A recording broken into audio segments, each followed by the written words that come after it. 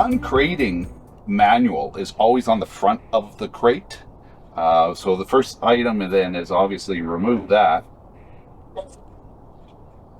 And that gives you the instructions on where the screws are located for removal of the product, and how to disassemble the product from the crate. So ideally, you want to leave as much of the back cardboard on because you're going to lay it down. But there are two screws located approximately here and here, and you need to remove it.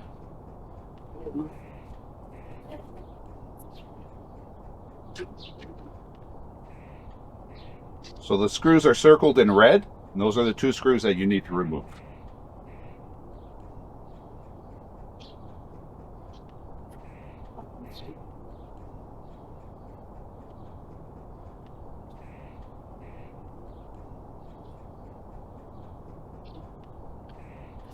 Once those screws are removed, you can lay it down.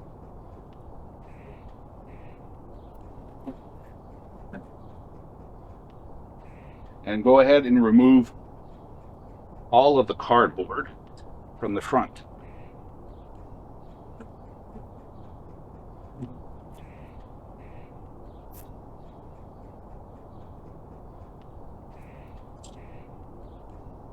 So on these corner braces, you have to remove the two screws, and you have to do that on all four of the corner braces.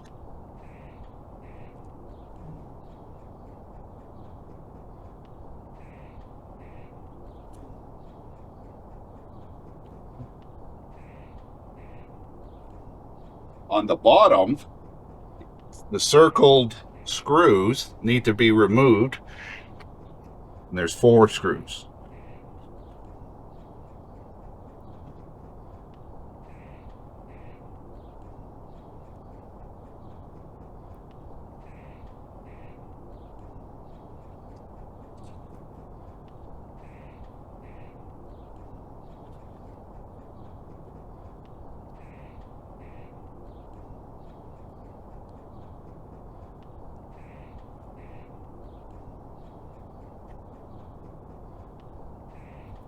So it's a great idea to have something like a table or sawhorses, so that when you remove the cover, you need to flip it on its back and put it on the sawhorse. Also, it's really recommended that you put something down to protect the cover. Could be a blanket, could be some foam, something to protect the cover so you don't scratch up your brand new cover. So the first thing that you're going to want to do is, there's a seal that is supplied. I'll be explaining what this seal is used for later, but remove that seal and then have somebody help you to remove the cover. It's a large item. It's not a heavy item. It weighs about 40 pounds. The whole crate, by the way, is 125 pounds. So keep that in mind when you're moving the full crate. It is a two-man job. But the cover, because of its size, you need 2 people. So I'll get Louise, give me a...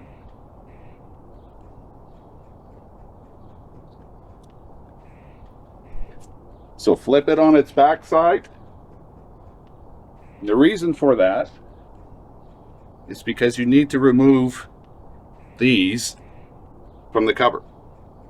So on each of the standoffs for the cover, there are 2 screws. So you need to remove those screws.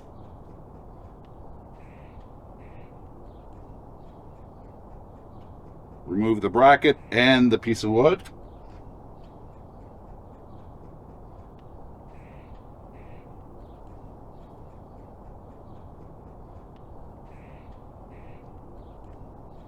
So what's remaining in the crate then is the driver's side lift assembly, the passenger side lift assembly, and the mounting plates that will attach to your bed rails.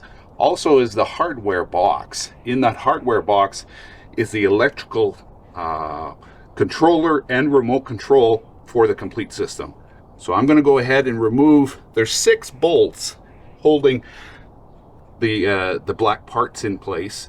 Remove those using a 7/16 wrench or a driver.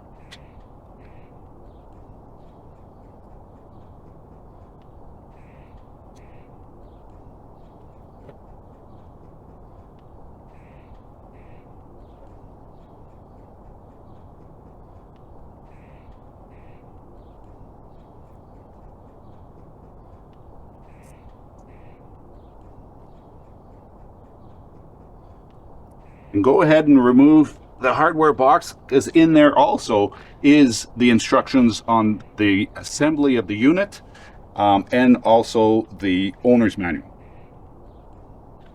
So let's open up the hardware box. Be careful when you're cutting that open, because everything is in there fairly tight. We don't want to cut any of the wires.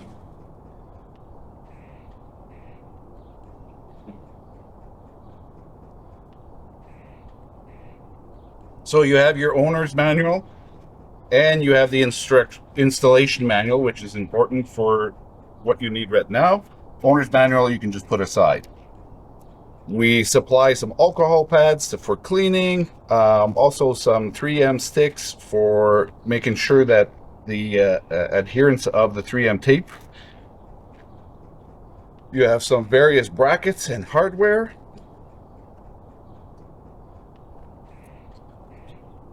You have the fuse, and this is the electrical controller with all the wiring that is required for the unit. You also have the remote control in its box. I recommend laying everything out, ensure that everything is there. In the installation manual, we include a list of all the parts that come with the product, come with the cover, also all of the hardware, the amount that comes with it, everything is there. Ensure that everything is there.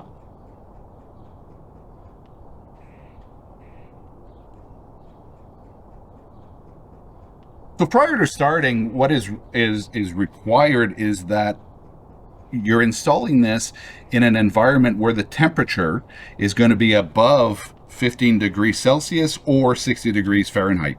That's very important, because to get the proper adhesion, you need the temperature to be elevated. It is also recommended, if it's a little bit on the cooler side, that you use a heat gun to warm everything up prior to sticking this to the side of the box. We require that you use an alcohol pad to clean the side of the box. Once that has been cleaned, you also use a primer. Now this will be done once you've determined exactly the location of the motor controller.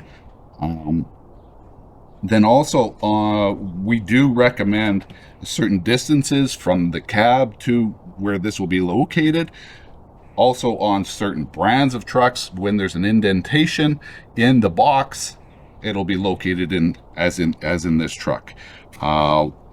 Determining what side to put this on is determined from the side of the battery. So if your battery, as in this model, your battery is on the passenger side, mount the controller on the passenger side. If it's on the driver's side, you would do the same. You would mount it on the driver's side.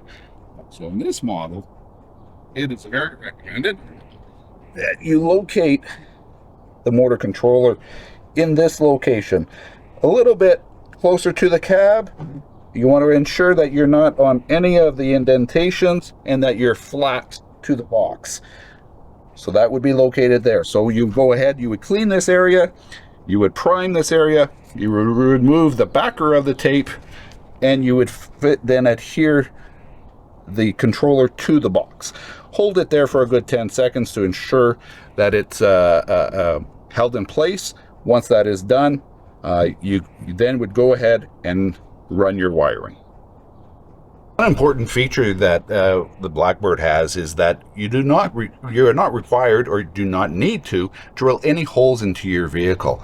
On this particular vehicle, you're going to run the wiring in this hole, and that'll fish down all the way to the front. On other brands, there are plugs that you can remove, or there's even on some brands, there's a location that you can just slip through and come in between the cab and the box.